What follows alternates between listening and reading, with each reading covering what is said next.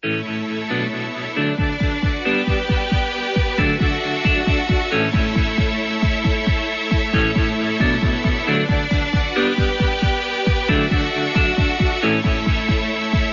hour of the Costa Report is brought to you by Dole Food Company, the world's leading producer and distributor of fresh fruits and vegetables. Welcome to the Costa Report. I'm Rebecca Costa, and thank you for joining me for another 2 hours of Straight Talk Radio. I want to take a moment to extend a special welcome to our military service personnel who join us each week from remote locations around the world. Thank you for being with us again. My guest today is going to pull the covers back on what we think we know about the growing nuclear threat in Iran, as well as instability in the Middle East following the Arab Spring. In a few moments, one of our country's most accomplished diplomats, a man who's played a major role in shaping U.S. policy in the Middle East under 5 administrations, Mr. Dennis Ross, will be joining us. By way of background, Ross was born into a Catholic and Jewish household in San Francisco and grew up just across the bay in Marin County. He earned his undergraduate and graduate degrees from the University of California at Los Angeles, where he specialized in Soviet decision-making. He's also the recipient of multiple doctorate degrees from Brandeis, Amherst, Syracuse University, and the Jewish Theological Seminary. As I mentioned earlier, Ross has served our nation's foreign policy interests under 5 presidents. During the Carter administration, Ross worked for Deputy Assistant Secretary of Defense Paul Wolfowitz, where he recommended an active U.S. role in the Persian Gulf. Under President Reagan, Ross served as Director of Near East and South Asian Affairs at the National Security Council, as well as Deputy Director of the Pentagon's Office of Net Assessment. Ross accepted the role of Director of Policy Planning in the State Department under President George Bush and became Special Middle East Coordinator in the Clinton administration, where he was instrumental in reaching the 1995 interim agreement between the Israelis and Palestinians, as well as the 1997 Hebron Accord. He was also largely responsible for the Israel-Jordan Treaty of Peace and for facilitating talks between Israel and Syria at that time. More recently, Ross worked on the National Security Council as a special assistant to President Obama, where one of his areas of specialization was our relationship with Iran. At the end of 2011, Ross stepped down from this post. He is presently a prolific writer, commentator, and is a counselor at the prestigious Washington Institute. Lastly, I do want to add that Mr. Ross is the recipient of the State Department's highest award, the Presidential Medal for Distinguished Federal Civilian Service. It's my great pleasure to welcome to the Costa Report one of our nation's most skilled diplomats, Mr. Dennis Ross. Welcome to the program, Mr. Ross. Well, thank you for having me. I appreciate it. I want to take full advantage of the time we have with you today. So let me begin by asking you about recent remarks that you and James Jeffrey made. You both are national security advisors, and you both seem to be in agreement that if diplomatic efforts to step down Iran's nuclear program fail, the Obama administration will make a military strike this year. And I believe you both say this strike will happen before the end of 2013. Do I have that right? Well, yeah, I guess let me put it in some perspective. I say it because I think this year is likely to be decisive given the pace of the Iranian nuclear program. And I do believe that prior to the time that we would use force, we will make a major effort to see if there's a diplomatic way out of this. I'm convinced of this because the President has adopted an objective of prevention, meaning that we would prevent the Iranians from having a nuclear weapons capability, not containment, meaning that we would live with it. And once you have an objective of prevention, and if the Iranian nuclear program continues at the pace it is, there's going to come a point by the end of this year where we will not know whether we could prevent the Iranians from presenting the world with a fait accompli in terms of having nuclear weapons.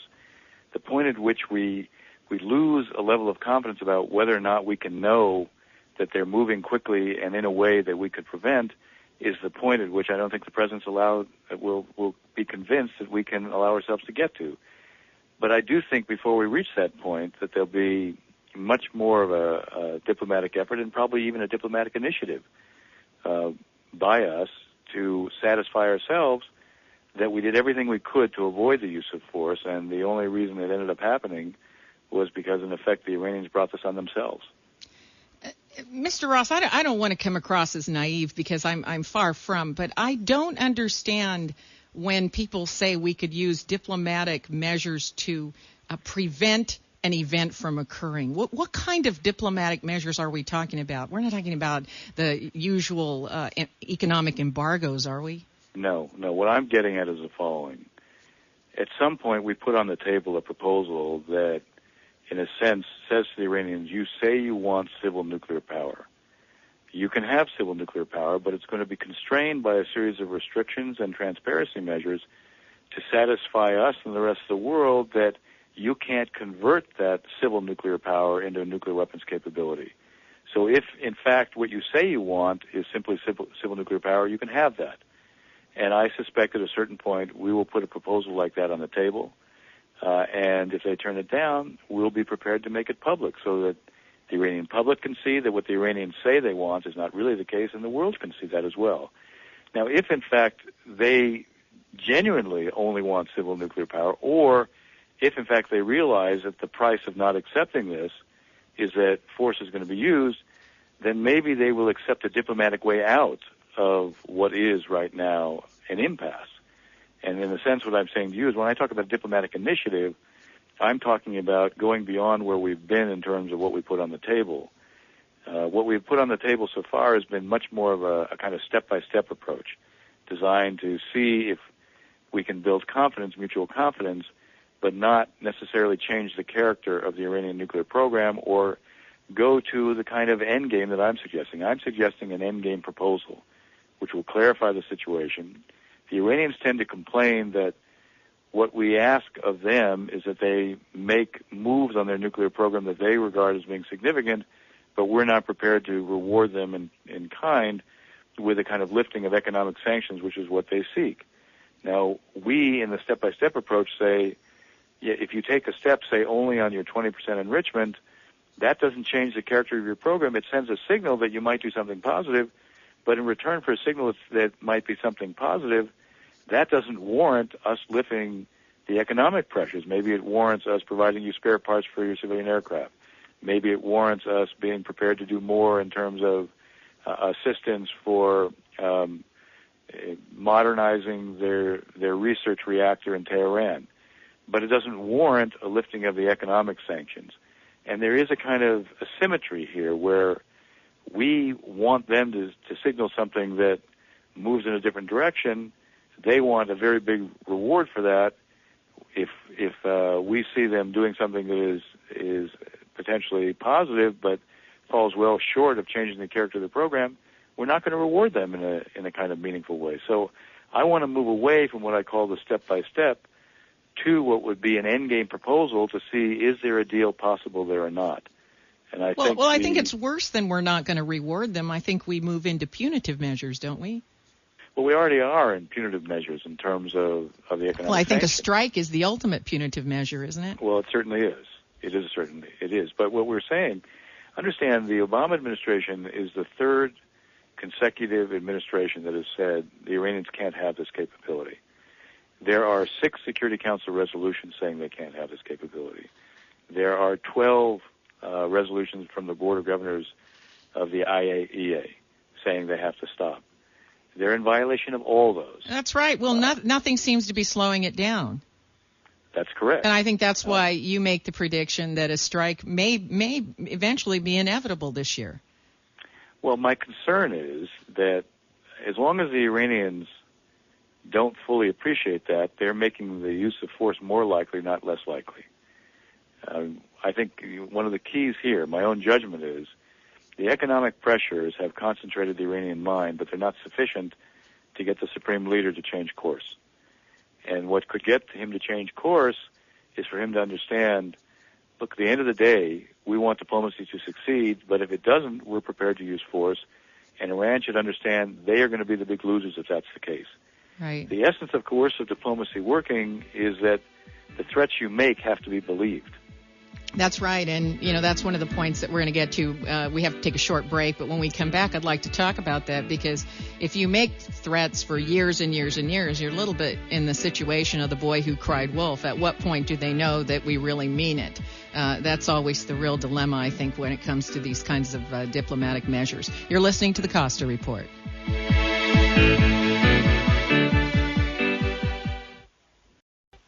Just about everyone knows that fruits and vegetables are good for our health, but not everyone knows how to build a healthier plate. Hi, I'm Amy Tobin, a cookbook author and culinary expert.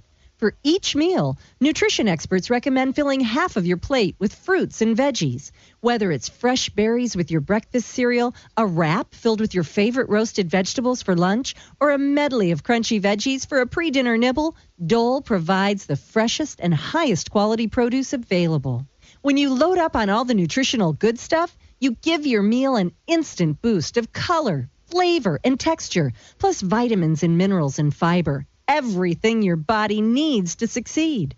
For nutritional inspiration and to learn more about Dole's fresh, whole, and cut vegetables and a full line of berries, visit Dole.com. With Dole as your partner in health, the possibilities are endless. Visit Dole.com. Now, here's something to think about. If we're having the same problems in the United States that every other country is struggling with, then are these problems really domestic issues? At what point do we wake up and say, hey, if it's happening to everyone, it means it's happening to our species? That's why I'm asking you to read The Watchman's Rattle, because when you do, you'll see that the very idea that there are domestic and international threats is a myth. All of the problems we face today, problems like unemployment, debt, climate change, terrorism, nuclear proliferation, even the spread of pandemic viruses involve other nations. So please take a moment to pick up The Watchman's Rattle. It's a perspective you'll not find anywhere else, and it offers us solutions you won't find anywhere else. Get The Watchman's Rattle. Do it now. You'll be glad you did.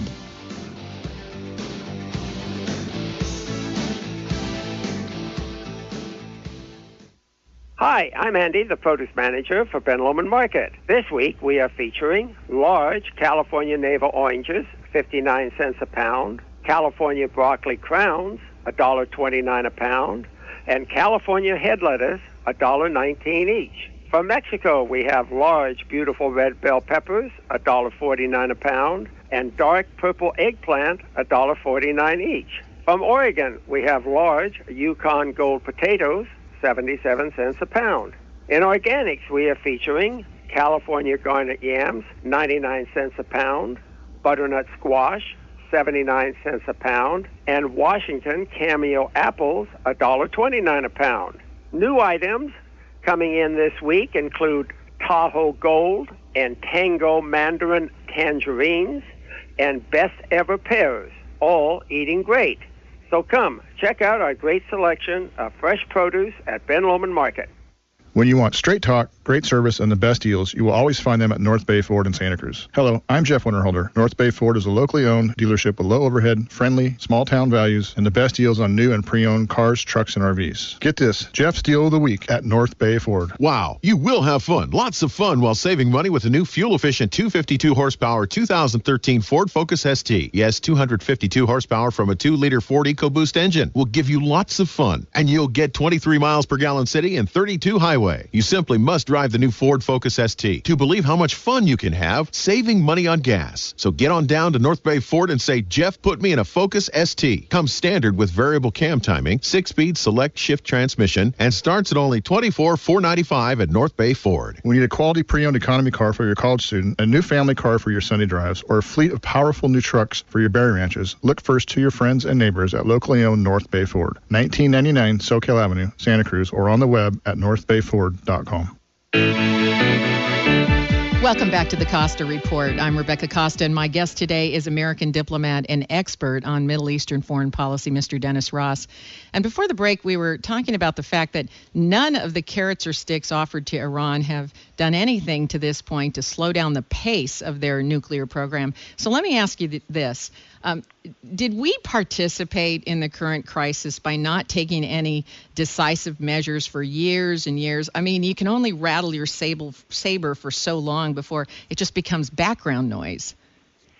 Well, it's a very legitimate question because particularly with a leadership like Iran's, which engages in all sorts of subversion and intimidation in the neighborhood, including, there are probably 700 American fatalities in Iraq that were a function of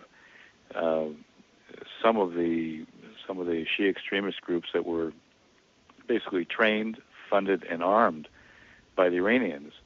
And we tended, during the Bush years in particular, but also less so in Obama because it was more prominent during the Bush years, we tended to retaliate within Iraq against those groups, and we didn't go the extra step.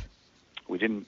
That's right. I mean, you can understand there was a reluctance to want to expand the character of the conflict, but the problem is the more they could do that, the more they could see they could get away with it, the more they knew that we knew that they were arming, these groups like Qutayb, Hezbollah in Iraq, the more they drew their own lessons about, what we would tolerate. And so I do think there is some risk that over time they have come to take less seriously some of what we say in terms of threats. Now, having said that, the Iranian regime is also a highly conspiratorial, suspicious regime.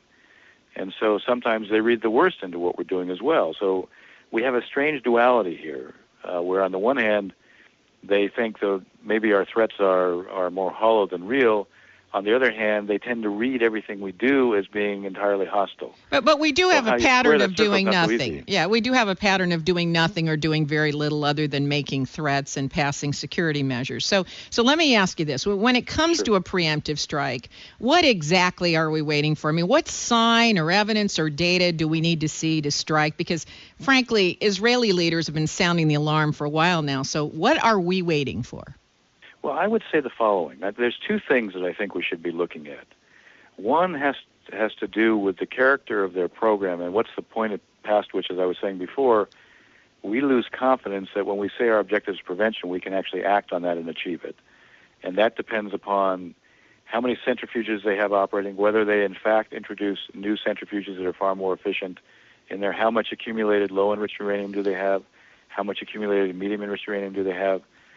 Those all, when you put them together, they could constitute a capability that would allow them to move very quickly before we could actually preempt them. So one thing is just the technical capability, and they're not there yet. But what I was suggesting to you is I believe there's a real possibility that by the end of 2013 or the beginning of 2014, they will be at that point. And you don't want to wait until you get to that point to act. You would have to act at least prior to that. So that's one. The second element, I think, relates to, do you set a context? Bear in mind one thing. Nobody can destroy the Iranian know-how and engineering capability. We can destroy all their nuclear facilities, but in 2007, they crossed the threshold where on their own they can build a nuclear weapon without anybody's help. Which brings me to this point. I mean, once somebody's got the knowledge, the intelligence, the engineering capability, aren't we talking about containment at that point? We're not really talking about prevention anymore, are we? Well, no, you are talking about prevention because you can destroy other facilities, and this gets to my point about context. We need to understand if you use force, it's not the end of the story. If we were to use force, or even if the Israelis were to use force, we can probably set them back. You hear estimates that say 1 or 2 years. That's wrong. It's much more likely to set them back 4 or 5 years. And the 4 or 5 years also means that they have to, all the money they invested, they have to reinvest at a time when they're being squeezed economically. So the point here is we want to create a context where it's clear we did everything we could and there was no option short of the use of force because we want to maintain the sanctions after the fact to make it extremely costly for them to try to rebuild, to, in a sense, give them reasons to stretch out and not put all their money into that basket. And to make it clear that, they can rebuild, but in fact, it's going to cost them a lot, and nothing says we won't do it again. So the point is, you can prevent, because they actually won't have the capability, but it has to be an ongoing policy, and it's very important to create an international context where our ability to maintain the kind of tough sanctions that exist today will be sustained because it'll be seen we didn't jump the gun on this. We exhausted all the possibilities, and when there were no more possibilities left, we only acted at that point. I understand. So just for the audience, I mean, basically what you're saying is that every time the kid starts building the sandcastle, we go over and kick it and knock it back down again, and they got to start from scratch. Only in this particular case, it's extremely expensive and a monumental effort to start all over again. And and that they'd fall behind 4 or 5 years, they have to start up again, and they may not have the economic means or, and we should add this, the will to do it. And let's put it this way. If you haven't asked me this question, but I'll volunteer it anyway, the answer. I believe that Iran today is where the Soviet Union was in 1981. And what I mean by that is they have an ideology that nobody believes in. It's an ideology that justifies the supreme leader's rule and the structure, but below the veneer of those who have a stake in preserving the system as it is, nobody in the country believes in it. And so worse than that, it's crippling their economy, just like the Soviet Union. That's true. And the point is that, you don't know what Iran is going to look like in, say, 4 or 5 years. So it is you have to put this in a larger context as well in terms of what's happening in Iran. And if it comes to the use of force, you also want to exercise the use of force in a way that is far more surgical and doesn't give the regime a lease on life.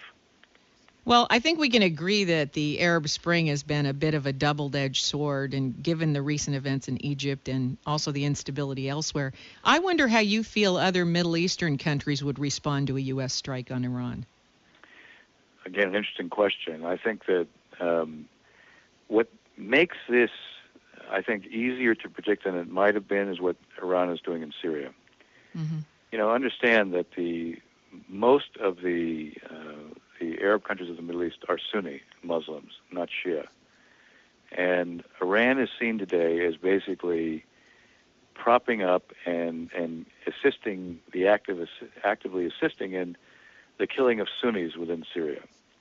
So the idea that there's going to be this great outrage in the rest of the region over us doing something that basically we have said for some time, don't be surprised if it comes to this. I think it's an exaggeration to think, oh my God, we're going to see this great upheaval against us in the aftermath of doing this. If Iran wasn't seen as being part of a killing machine in Syria, the answer might be different, because it might look like, once again, we're using force against a Muslim country. Mm-hmm. But the fact is, I think the context, you keep using that word a lot, you have to look at what's happening in the region. You have to see the kind of broad unanimity against the Iranians in Syria. You have, President Ahmadinejad of Iran has just gone to Egypt because there's the Organization of the Islamic Conference was meeting there. Right. And, there were shoes that were thrown at him, which is there are a few signs that are more disrespectful in the Middle East than that. Yeah, as we learned. Yes, over the issue of Syria. Yeah. Unfortunately, Mr. Ross, we have to take a commercial break. We have a hard stop here, but I'd like to continue this on the other end of the commercial break. You're listening to the Costa Report. We all know that the wrong time to start planning is when we're under fire and there is no time to plan. But it's also true that most of us are not prepared for when we, or a family member, suddenly needs expensive nursing home care. Take your estate, for example. Whether it's small or large, how sure are you that your will is legal? Are your children poised to avoid costly probate and reap the benefits of what you want them to have? Or will they be left, like 7 out of 10 families are each year, with piles of paper and no idea what your intentions were? My name is Sean Lawton, and I have been helping families through their most difficult transitions in life for over 3 decades. Beginning in January, I'll be answering your questions about estate planning and elder care in a new segment on the Costa Report called Family Matters. We'll talk about everything from your care, your children, your pets, and your peace of mind. So join me every Friday, starting in January, right here on your favorite weekly news program, The Costa Report. Radio is the best media in the world because you can be productive, you can learn, and be creative. Now there's a way to make it 10 times better. This is Bob from C. Crane, and if you have a high-speed internet connection and a CC Wi-Fi internet radio, then your reception problems are over. The CC Wi-Fi uses your internet connection to give you crystal clear reception. It has a dial and a speaker, so it offers the convenience of a regular radio. You can most likely listen to your favorite radio program and stations from back home, even if home is in a different state or country, with absolute clarity. The variety of stations available is incredible. It's a remarkable radio experience. To order a CC Wi-Fi, give us a call at 800-522-8863. That's 800-522-8863. Or visit us online at ccradio.com. C. Crane, the High Performance Radio and Light Company. Severino's Bar and Grill in Aptos has a new menu for the new year with fresh salads, tasty appetizers, and affordable entrees. If you've enjoyed Severino's Bar and Grill before, it's time to come back for the new tastes. If you haven't been by before, come on in. What's stopping you? Severino's is a great place to meet with family or friends. Call 688-8987 or online at seacliffinn.com. Try some fantastic new dishes at Severino's Bar and Grill inside the Seacliff Inn off Highway 1 in Aptos. Listen. Those are actual sounds of electrical wires shorting out behind the walls of Central Coast homes. Though you can't hear arcing behind your walls, JM Electric Current Safe Home Inspection Equipment can hear them for you. To know if you should call JM Electric for a free electrical safety assessment, answer this question from JM Electric's Chris Jensen. Does your home have dim or flickering lights? If yes, your lights may not be the problem. It may be that you have bad terminal connections, burned or broken wires, bad or burned splices, or overheating circuit breakers that are causing the issue. Flickering lights are worth a look. If you answered yes to Chris Jensen's question, something may be buzzing in your walls. To discover how at risk your home might be, take JM Electric's home electrical safety test at jmelectric.com. In a few short minutes, you'll know how at risk your home is to electrical problems. Take the test right now at jmelectric.com or give JM Electric a call at 422-7819 and ask for the free, no-obligation home electrical safety assessment. Tune in to the Sentinel radio program Saturday morning at 8 a.m. right here on AM 1080 KSCO. Brought to you by First Church of Christ Scientist Monterey. Come into our Christian Science community reading room and bookstore and find comfort from the challenges you're facing. We have the resources that will connect you with your God-given substance. Find help now. Our address is 780 Abrego Street in Monterey. Reach out for this help today. Come in and visit or call 831-372-5076. 372-5076. Welcome back to the Costa Report. I'm Rebecca Costa, and my guest today is Dennis Ross. And before the break, you were making the point that if U.S. diplomatic efforts fail and the U.S. strikes Iran to stop their nuclear program, the reaction of other Middle Eastern countries is likely to be quite different than, say, when we entered Iraq, for example.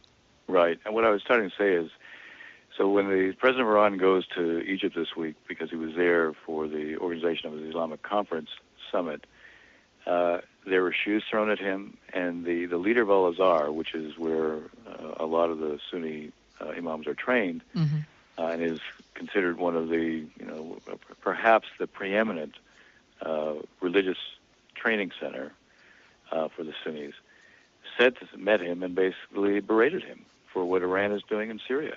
And went on and said, you have to stop intervening in the Gulf countries and trying to subvert them.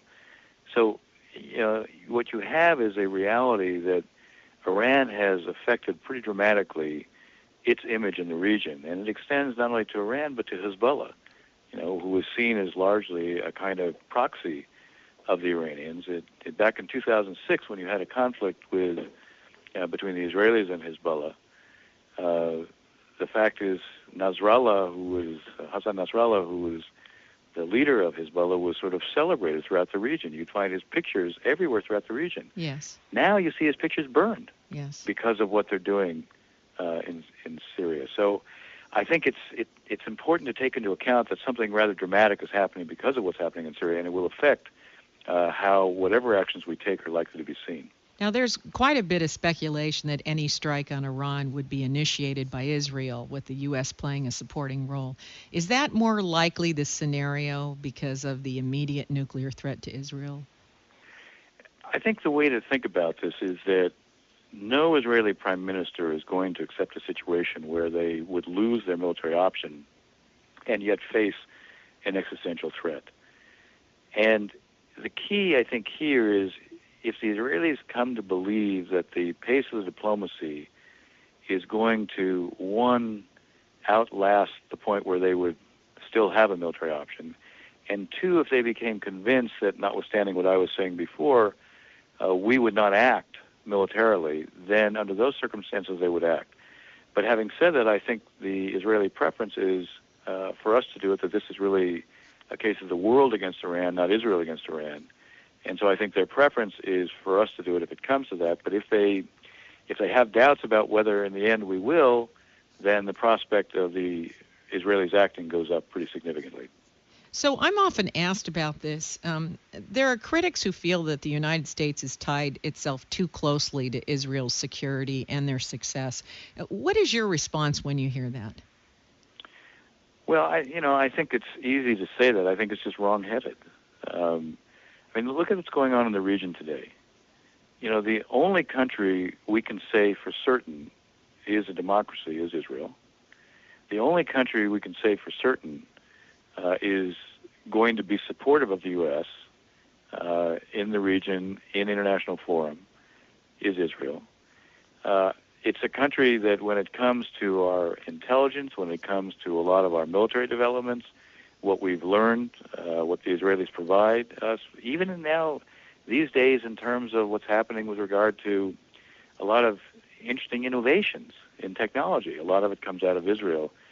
So we've had a long-standing commitment to Israel, number one.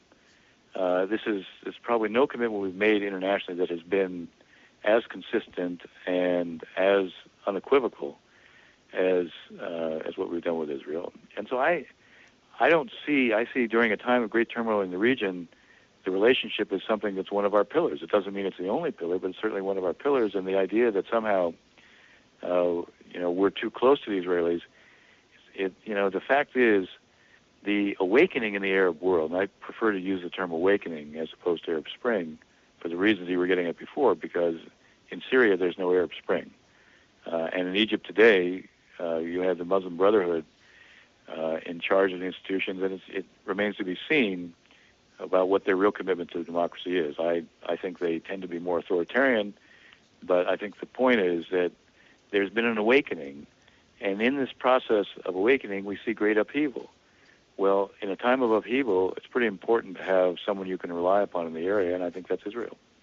Well, the last time I checked, we didn't have too many trusted allies in the Middle East, and there's also no question that Israeli intelligence is extremely valuable and necessary to the United States. In fact, a lot of people don't know that we do a lot of joint technology development in the areas of electronic countermeasures and other military technologies, and it goes much deeper than just the diplomatic relationship.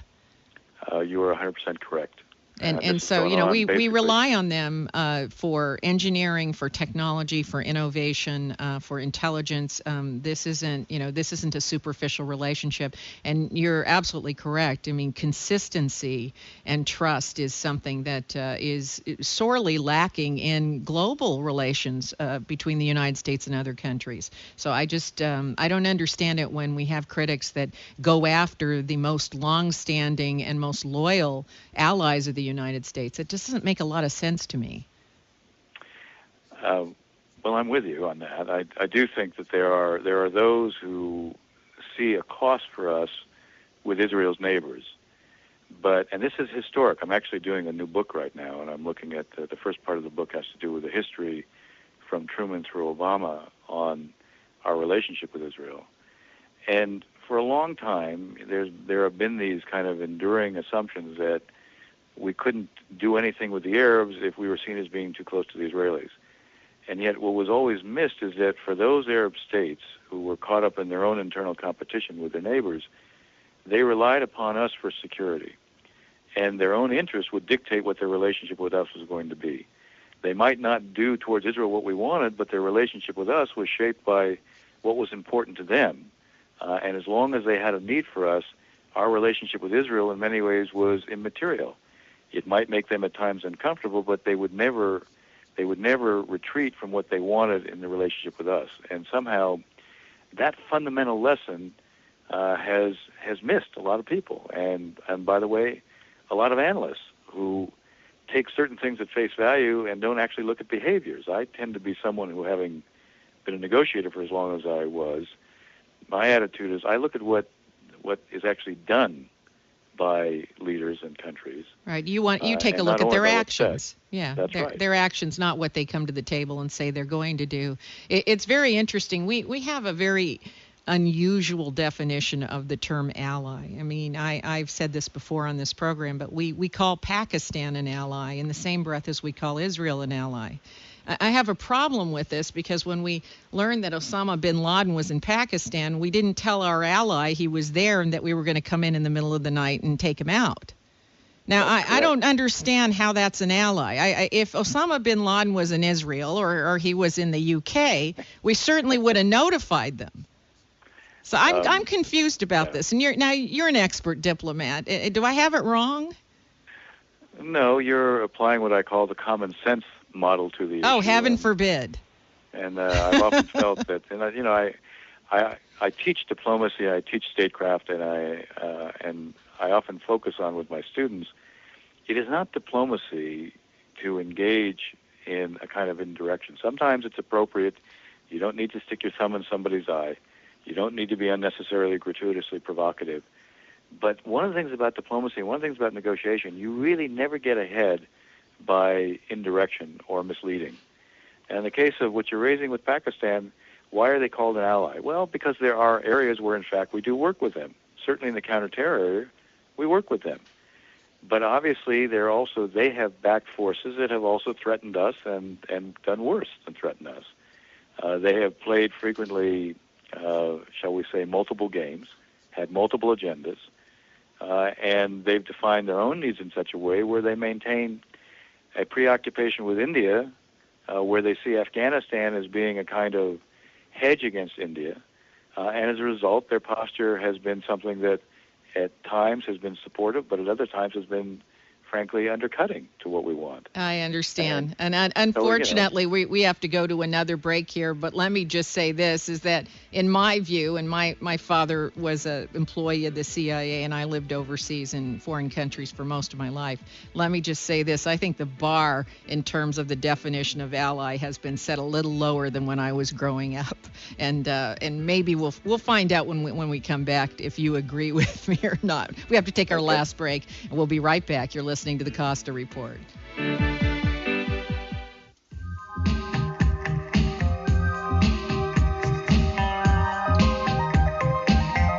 You asked and we listened. The new and improved paperback edition of The Watchman's Rattle is now available in bookstores everywhere, including airports across the country.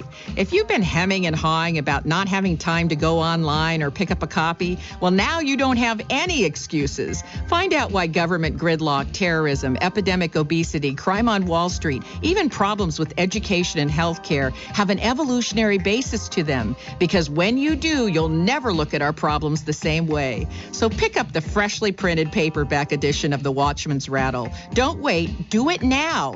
Give yourself a real reason to feel optimistic. That's The Watchman's Rattle, available everywhere you are.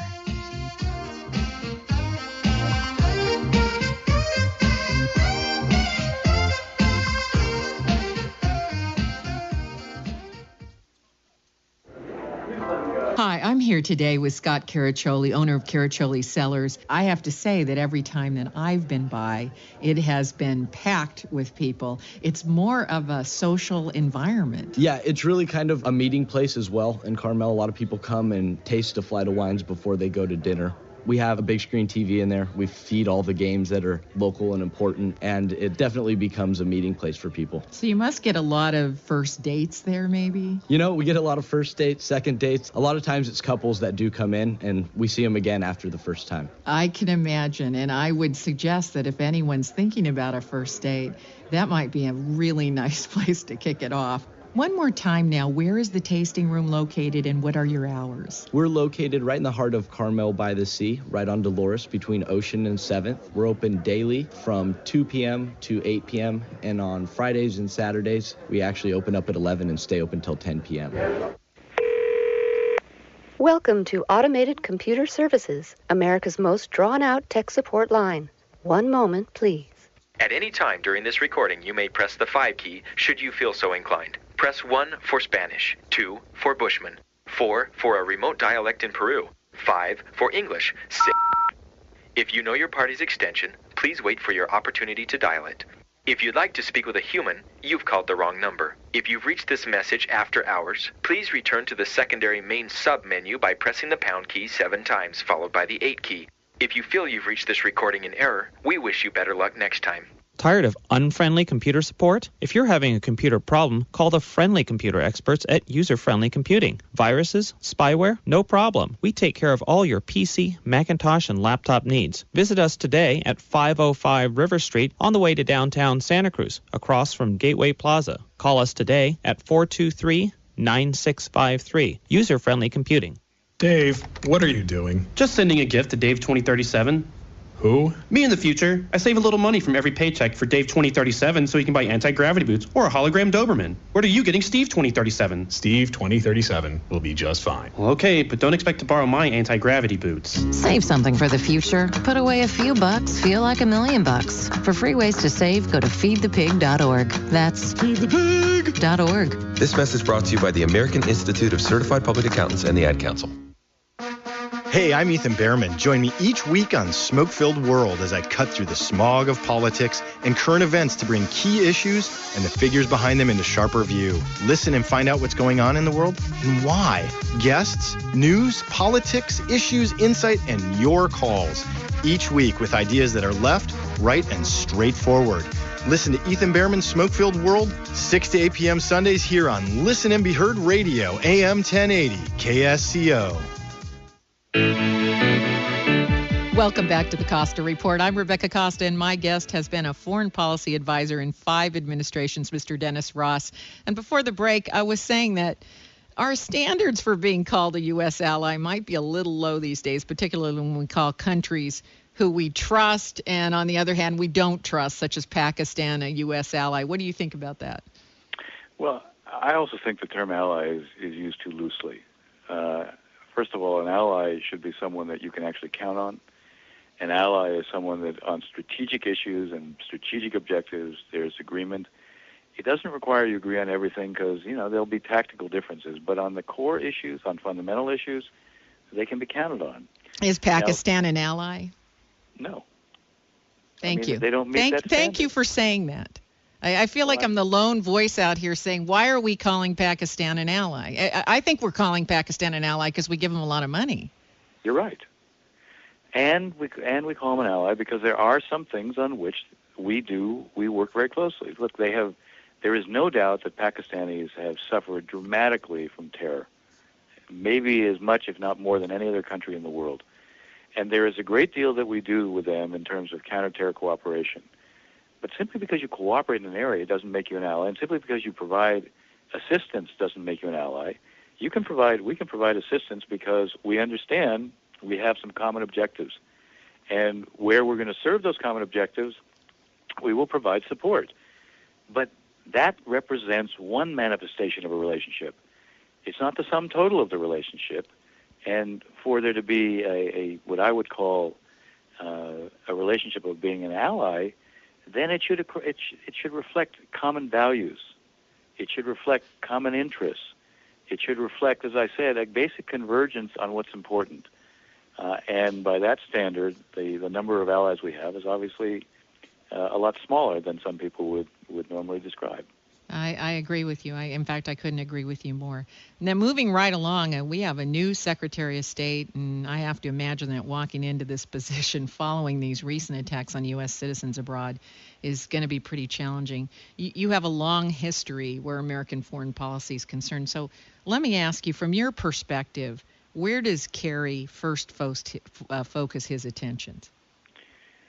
Well, obviously, there'll be some things that in a sense, he needs to address. He needs to follow up on what Secretary Clinton was doing in terms of trying to reconcile how do we have a presence diplomatically in places where the central authority is really quite weak. And so I think that will be something that he'll obviously take a look at. I think in terms of his broad priorities, I think his broad priorities are going to be in the greater Middle East, what we've been talking about. I think he'll have a priority with Iran because I think this year is going to be decisive one way or the other. Either we find a diplomatic way out, meaning there's a deal, which I do think there's a possibility that a deal can be achieved, or we'll see the prospect of the use of force go up pretty high. I think that you'll see him also make an effort on the Israelis and the Palestinians because the stalemate there serves neither one's interests. I'm very worried that the stalemate is creating such a deep disbelief that it'll be hard to do anything, and the very idea of a two-state outcome may be lost. And if a two-state outcome is lost, then I'm afraid the future identity of the Palestinians may become an Islamist one. If that's the case, then there's very little prospect of settling the conflict. I do think he'll have a priority with Afghanistan and Pakistan, what we were just talking about. All these, I think, they're not to say there aren't other issues he'll work on, but I believe these are likely to grab a great deal of his attention. And where does North Korea's nuclear program fit into that? Well, I think, we'll continue to try to work with the other countries that have been part of the six-party talks to try to contain them. As far as we know, they're not as advanced as Iran is at this point. Is that right? They're more advanced. They're more advanced, is that right? Yes, they've tested nuclear weapons. The Iranians haven't done that. The Iranians aren't there yet. They haven't weaponized. North Korea has weaponized, and North Korea is testing long-range rockets and missiles as well. Mm-hmm. So they're actually, we get these mixed reports when they fire off these weapons. They may have been nuclear. They may not have been nuclear. I mean, Google Maps you can see me drinking coffee in my kitchen. With Google World or whatever that thing is. Right. You can zero right down to my front yard and see me throwing the ball for my dog. I don't understand why we get these mixed reports that these tests may or may not have been nuclear. Well, I think there is no doubt that they have conducted nuclear weapons tests, and we know that, and we've said it. And we've warned them against doing more of it, and said there's no prospect of life improving, having any sanctions lifted, unless they change course here. Ultimately, we don't have the influence on them that the Chinese have, because the Chinese are their main provider of food and fuel. Now, the Chinese, I think, when they approach North Korea, the last thing they want is for North Korea to collapse into them. So North Korea kind of has the power, what I call the power of the weak, vis-a-vis the Chinese, because the Chinese have in fact been prepared to pressure them, but there's always a limit as to how much they're prepared to pressure them because they don't want to produce a collapse. Well, is this a case where our preventative measures have failed and we're into containment?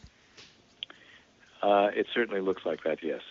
So we've tried all these diplomatic tools that we're using now, and we now have not been successful at prevention, and now we're doing our best to contain North Korea. Actually, not us, but China. Yeah, well, yes. You do have six parties that have coordinated here, and that includes the Japanese, South Korea, us, the Russians, and the Chinese. Mm-hmm. Yeah. Well, it's kind of disturbing when we look all around here. I'm taking a deep breath. I'm taking a deep breath here. I happen to hear the optimism that's the undercurrent in what you're saying, which is that you still hold out hope that Iran will come to their senses. And I think that I speak for all the American people. We certainly don't want to get engaged in another strike and deal with any kind of military action if we can avoid it. But sometimes those things are just not avoidable. Along those lines, you've worked for multiple presidents and you've been called upon to make recommendations during war and peace.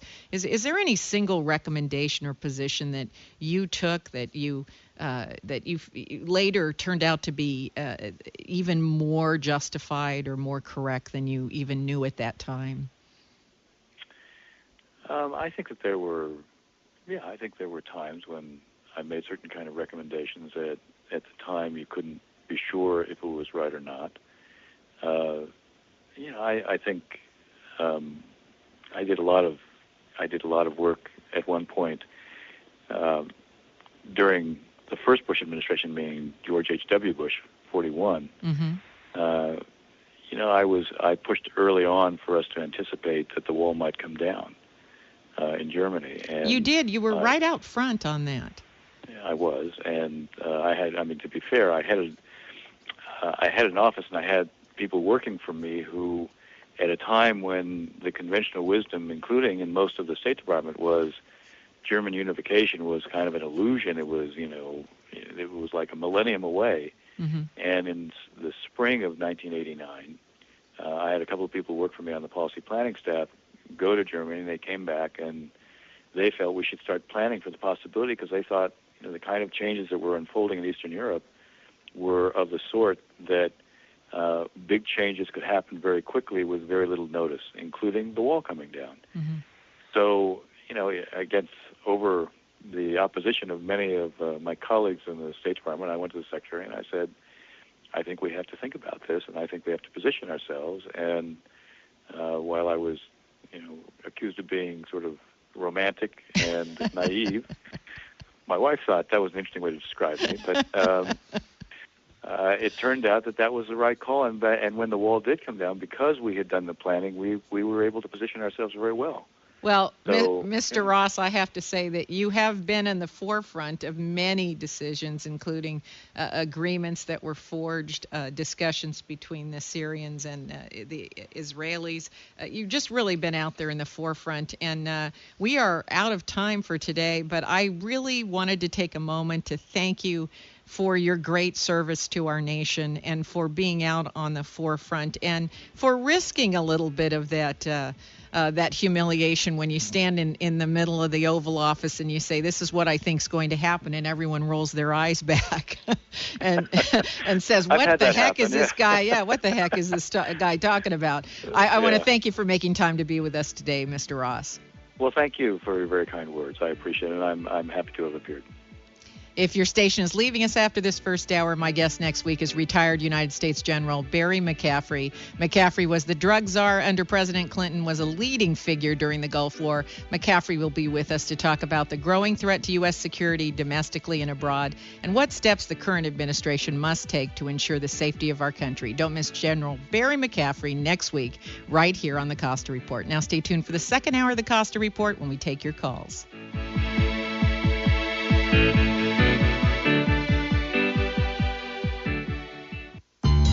Hi, I'm Judy Profeta, owner, broker, and active real estate agent of Alon Pennell Realtors, a locally owned real estate company. We've operated on the peninsula for over 16 years, currently located on the corner of Ocean and Dolores and Junipero between 5th and 6th in downtown Carmel. We serve the Monterey Peninsula, focusing on Carmel, Pebble Beach, and the Carmel Valley. Our firm of about 50 agents represents everything from Carmel Cottages to Pebble Beach Estates and oceanfront properties to Valley Vineyards. We are actually known for our vast inventory of fine properties. Drop by and see us, or better yet, visit our website at apr-carmel.com. That's apr-carmel.com. Or you can give us a call at 831-622-1040 and make sure you tell them Judy sent me.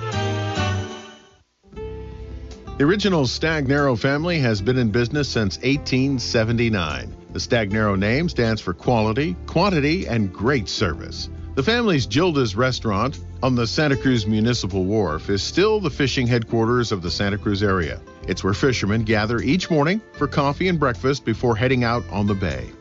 Stop by Gilda's and say hi. Dino looks forward to meeting you at Gilda's on the center of the Santa Cruz Municipal Wharf.